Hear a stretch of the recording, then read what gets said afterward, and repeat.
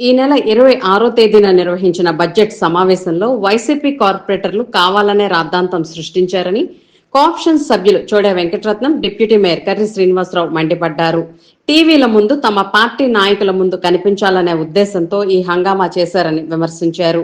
ఏలూరులోని Powerpet MLA camp కార్యాలయంలో మంగళవారం నిర్వహించిన మీడియా సమావేశంలో వారు మాట్లాడుతూ, కూటమి ప్రభుత్వం అధికారంలోకి వచ్చి 22 నెలలు గడిచినా ఇప్పటి వరకు వైసీపీ కార్పొరేటర్లు నగర సమస్యలపై ఎమ్మెల్యేకు గాని కమిషనర్కు గాని ఎలాంటి ప్రతిపాదనలు ఇవ్వలేదని ఆరోపించారు. ప్రభుత్వం ఏర్పడిన తర్వాత 5, 18, 40 డివిజన్లో రోడ్లు వేసినట్లు తెలిపారు. నగరంలోని పలు ప్రాంతాల్లో అభివృద్ధి కార్యక్రమాలు చేపట్టామని చెప్పారు. 2024 ఎన్నికల్లో వచ్చిన ఫలితాలపై వైసీపీ నాయకులను ఎద్దేవా చేస్తూ వారి సంఖ్యకు తగ్గట్టుగానే ప్రజాభిమానం ఉందని వ్యాఖ్యానించారు. వినోద పన్ను విషయంపై మాట్లాడుతూ 2017 నుంచే కేంద్ర ప్రభుత్వం జీఎస్టీ పరిధిలోకి తీసుకువచ్చిందని, ఈ ప్రాథమిక అవగాహన కూడా వైసీపీ నాయకులకు లేదని విమర్శించారు. మున్సిపల్ కార్పొరేషన్ కేవలం ఇంటి పన్ను, కుళాయి పన్ను మాత్రమే వసూలు చేస్తోందని స్పష్టం చేశారు. సమ్మర్ స్టోరేజీ ట్యాంక్ పనులపై వచ్చిన ఆరోపణలు ఖండిస్తూ గండిపడిన సమయంలో మరమ్మతులు చేపట్టినప్పటికీ వైసీపీ కార్పొరేటర్లు ఒక్కరూ అక్కడికి రాలేదని తెలిపారు. ఇంజనీర్లు అంచనా వేసిన 1.94 లక్షలలో మొత్తం ఖర్చు కాలేదని, ఇప్పటి వరకు కాంట్రాక్టర్కు 40 లక్షలు మాత్రమే చెల్లించామని వివరించారు. కేవలం తమ ఉనికిని కాపాడుకోవడానికే వైసీపీ నాయకులు కౌన్సిల్ సమావేశంలో రాద్ధాంతం సృష్టించారని కూటమి నాయకులు విమర్శించారు. ఈ సమావేశంలో టీడీపీ సీనియర్ నాయకులు గూడవల్లి శ్రీనివాసరావు, రెడ్డి నాగరాజు, బౌరోతు బాలాజీ, మహిళా నాయకురాలు సంతోషి తదితరులు పాల్గొన్నారు. ఏలూరు నగర ప్రజలకు నమస్కారాలు తెలియజేస్తున్నాం. ఈ నెల 26వ తారీఖున మున్సిపల్ సమావేశం, బడ్జెట్ సమావేశం జరపబడింది.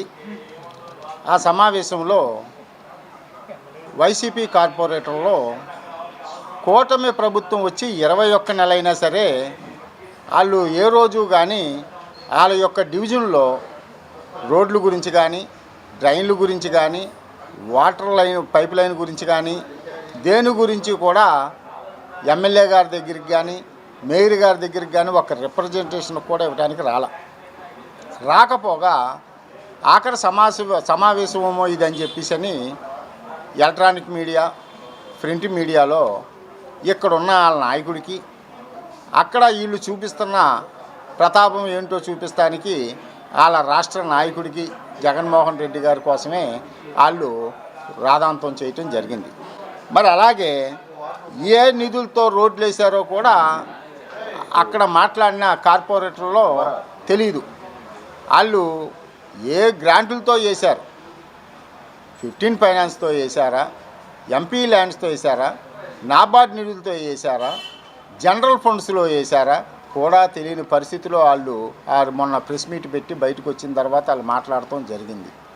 మేము ఒకటే అడుగుతున్నాం, వాళ్ళు ఏదైనా సరే క్యాన్సర్ హాస్పిటల్ రోడ్డు శాంక్షన్ అయ్యి ఉంటే దాని దగ్గరికి వెళ్ళి గుంతలగాడికి వెళ్ళి నానా హంగామా చేశారు ఫోటోల కోసం.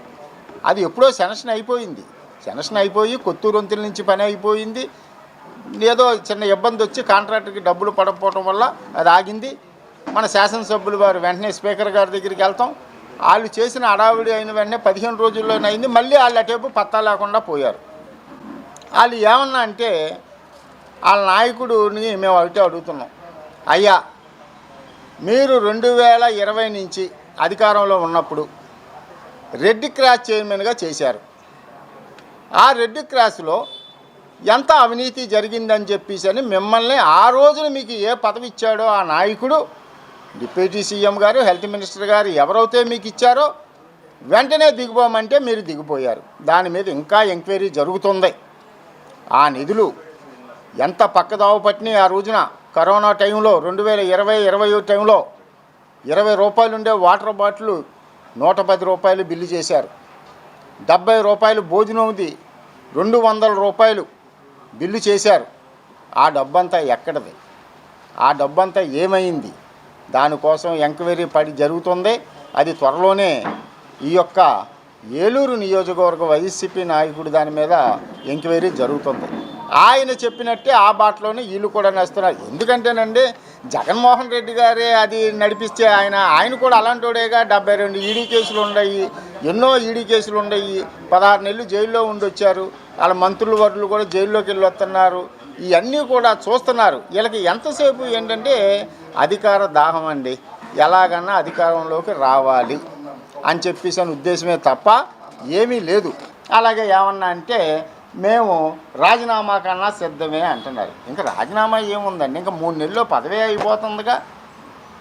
సీలేస్తారు కౌన్సిల్ సమావేశ మందిరానికి జూలై 29వ తారీఖునే సీలేస్తారు.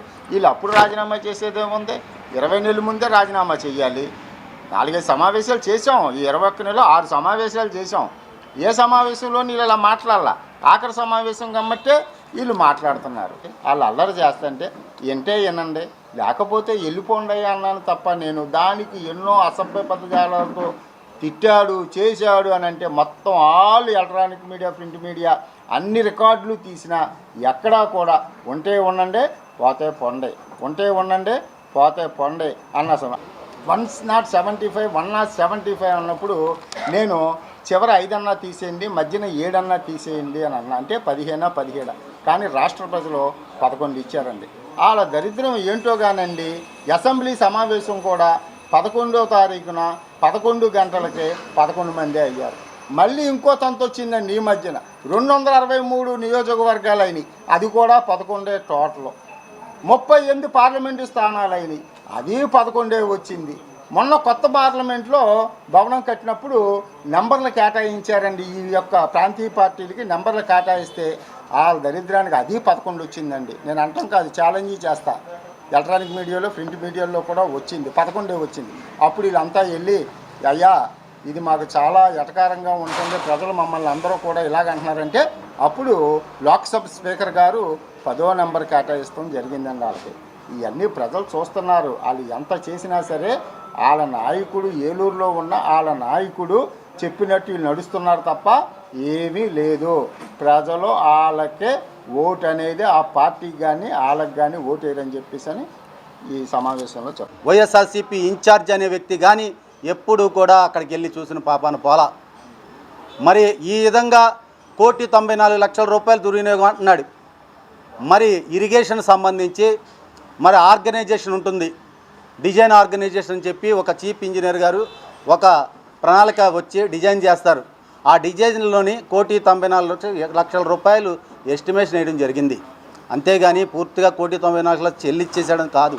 ఈ 1,94,00,000 రూపాయల్లో అక్కడ వర్క్ చేసినట్టు వరకు కేవలం ఇప్పటి వరకు కూడా 40 లక్షల రూపాయలు మాత్రమే బిల్లులు చెల్లించడం జరిగింది. మరి అదే అలాగే బడ్జెట్ సమావేశం మేము ఎజెండా ఇచ్చినప్పుడు 10 రోజుల ముందే నీకు ఎజెండా ఇచ్చాంగా. ఆ 10 రోజుల్లోని నువ్వు ఆ సమస్యను చూసినట్టయితే నువ్వు కమిషనర్ని ఎందుకు కలవలా? కేవలం దురుద్దేశంతో, కేవలం ఆ రోజు కౌన్సిల్లో గొడవ పెట్టుకోవాలనే దురుద్దేశంతోనే ఆ రోజు జరిగింది. నిన్ను మేయర్ గారు వారించారు, ఆగు మీకు సమాధానం కమిషనర్ గారు చెప్తారని అంటే కాదని చెప్పి వక్రీకరించి చోడే వెంకటరత్నం గారు అన్న మాటని వక్రీకరించి వాళ్ళ ఇష్టానుసారంగా చేయడం జరుగుతుంది. ఒక్క వైఎస్ఆర్సీపీ కార్పొరేటర్ కూడా వాళ్ళ ప్రజల సమస్యల పట్ల ఎవరో కూడా వచ్చి అయ్యా మా డివిజన్లో రోడ్డు కావాలి, డ్రైన్ కావాలి, లేదా మా డివిజన్లో అభివృద్ధి కావాలి, మా ప్రజలు ఇది కోరుకుంటారని చెప్పేసి ఏ రోజున వచ్చి స్థానిక శాసనసభ్యులు బడేటి రాధాకృష్ణ చంటి గారి దగ్గర ఒక్క రిప్రజెంటేషన్ ఇచ్చిన దాఖలాలు లేవు. ఎక్కడ మేయర్ గారికి వెళ్ళి అయ్యా మా డివిజన్లో ఈ అభివృద్ధి చేస్తే మా ప్రజలు మమ్మల్ని హర్షిస్తారు, కొంచెం సహకరించండి అని అడిగిన దాఖలాలు లేవు. కేవలం ఏలూరు నియోజకవర్గ ఎమ్మెల్యే గారు, మేయర్ గారు ఇద్దరూ కలిసి కూర్చుని ఏ డివిజన్లో ఏ వర్కులు చేస్తే బాగుంటుంది, ఏ డివిజన్లో ఏ వర్కులు చేయించితే ప్రజలకు ఉపయోగపడతాయని చెప్పని వీరు చర్చించుకుని వాళ్ళకున్న అవగాహన వల్ల ఈ రోజున ఏలూరు అభివృద్ధి జరుగుతుంది. మీరు కాస్తంతన్న ప్రజల కోసం పనిచేసి ఆలోచించండి. మీకు ఎక్కడో ఒక చైర్మన్ చేస్తే స్కాములు చేయడం అలవాటు అయిపోయింది. ఆ స్కీముల్లో మరుచుకుని మీ సొంత జేబుల్లోకి వేసుకుంటున్నారు. అలాంటి ఈ కూటమి ప్రభుత్వంలో జరగవు. అలా స్కామ్ చేద్దాం అనుకునే మీ వైఎస్ఆర్ పార్టీ కార్పొరేటరే 35 లక్షల రూపాయలు వర్క్ చేయడం జరిగింది. ప్రజల కోసం పనిచేయడానికి మీరు లేరు అని చెప్పేసి ప్రజలు చెప్తున్న విషయాన్ని. కాబట్టి ఇప్పటికైనా మీరు ఆలోచించుకుని కాస్తంత మెలకుగా మీరు ప్రయాణం చేసి మీరు ప్రజల కోసం ఇక నుంచైనా ఈ కనీసం ఈ 3 నెలలైనా మీకున్న సమయాన్ని ప్రజలకు వెచ్చిస్తారని చెప్పేసి కోరుకుంటున్నాను. మీరు 2019 నుంచి 2024 వరకు మీరు చేసింది 321 ఇళ్ళు మాత్రమే మీరు కంప్లీట్ చేశారు. అభివృద్ధి ఎవరు చేశారనేది ప్రజలందరూ కూడా గమనిస్తున్నారు. ఈ రోజున మా నాయకుడు బడేటి రాధాకృష్ణ చంటి గారు వచ్చిన తర్వాత అన్ని వ్యవస్థల్ని సమతూకంగా చూస్తూ అన్ని విధాల అన్ని రకాలుగా అభివృద్ధిని పరుగులు పెట్టిస్తున్నారు ఇవాళ. అలాగే ఈ రోజున మీరు చూస్తూ ఉంటుంటే అభివృద్ధి గురించి మాట్లాడడానికి ఇవాళ టిట్కో ఇళ్ళలో 300 SFT, 365 SFT, 430 SFTతో ఇంకొక 3 నెలల్లో దగ్గర గృహప్రవేశాలు చేయడానికి సిద్ధంగా ఉన్నారు. ఒక రెడ్ క్రాస్లో ఉండవలసిన కోట్ల విలువ చేసే మందులు మీ ఎరువుల గోడౌన్లో ఎందుకున్నాయి? ముందు దానికి సమాధానం చెప్పి మీరు ప్రెస్ మీట్ పెట్టవలసిందిగా కోరుచున్నాం. కాబట్టి ఇదంతా కూడా ప్రజలు గమనిస్తున్నారు. ఎవరు అభివృద్ధి చేస్తున్నారో, ఎవరు కష్టపడుతున్నారో ప్రజలందరికీ తెలుసు. రానున్న రోజుల్లో మీరు మళ్ళీ గుణపాఠం మీకు చెప్పక తప్పదని ఈ సభాముఖంగా తెలియజేసుకుంటున్నాం.